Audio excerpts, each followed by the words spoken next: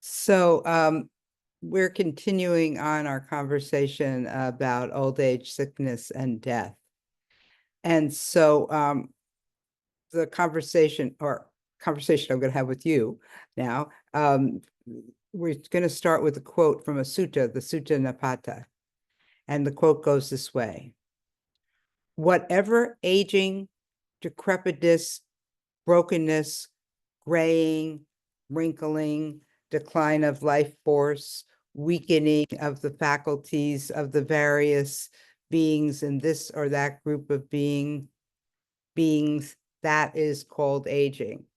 Wow, that doesn't sound great. Decrepitness, brokenness, wrinkling, decline of the life force, weakening of the faculties of the various beings. I left out graying because I like gray hair, but I could have easily repeated that one. So the suttas can be challenging to me. They've always been very challenging to me because they paint a picture of why you want to get off this wheel of rebirth. That there's these really painful things that go on, and so but it's also been helpful because it's sort of a mind twist. If you hear a sutta that tells you this is it, because you're wrinkling, because you're not having the energy you used to have, because your hearing doesn't work so well, because your eyes aren't as good, etc. This is the way it is. And so there's something wrong with you. This is the nature of it. And so it can feel like a relief. But then other times it really doesn't fit your experience.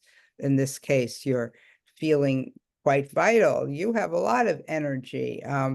You like your graying hair, what have you. You don't feel broken. And then you can really resist it or even rage against it. And when especially in my early years of teaching, when people would first heard about dukkha, that there is pain and suffering and difficulties in this life, there was a great sense of relief. Finally, I've arrived in a place where we can look at this. We can talk about this. There's nothing wrong with me, that I do feel the pain in my life. It's one line that I think gets thrown at women a lot. It's not that I'm too sensitive. Perhaps another line. It's not that I'm a downer, that I think about these things. I think there's more lines that follow that, but I can't really think of them. Perhaps you can think about them. But, the sutras don't all go in this direction. Some of them go in a much more positive direction, speaking about, I don't know if they say it in this way, but, this life is precious. And especially since we're in the camp of secular Buddhists, we would go in the direction of realizing that this life, this is what I have to work with. This is what I have. This is the life I have to do good, to make positive actions, to take it seriously, because it is only one life. And aging is actually looking towards the end of that life. And,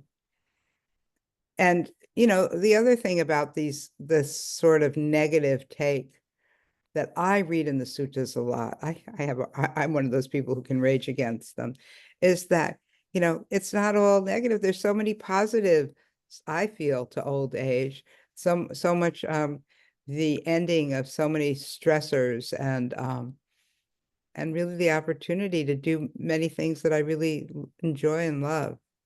So it's not all bad, right? But there is, I think, a bias to not look at, to hide or to feel shame about the challenges of old age. And that is where I think this sutta is very helpful.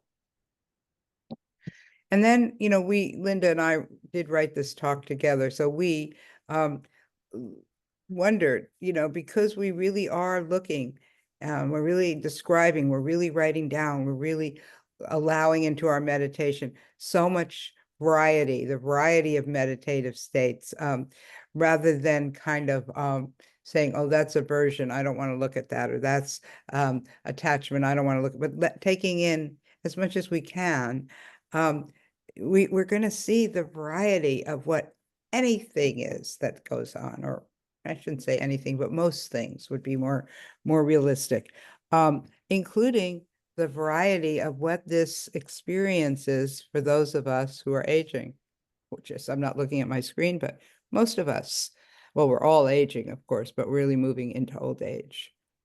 So, in some ways, what I am talking about here is a middle path.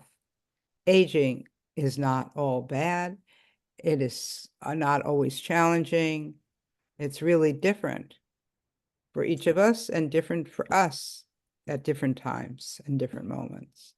And so, one of the things when I first started teaching, at the time was recollective awareness meditation and now reflective meditation, I was pretty excited about talking about it through the lens of diversity, that rather than trying to create one kind of meditation experience that we're being guided to, what we're all about is the diversity of meditation experiences and the diversity of where they can lead us. And so I'm all about the diversity of old age. It's not just one thing, as that sutta says, that it's that one thing: decrepitude, brokenness, graying, wrinkling, declining of the life force, weakening of the facilities. No, it is so many things. And so on this topic of old age, I invite you to welcome in the diversity of old age.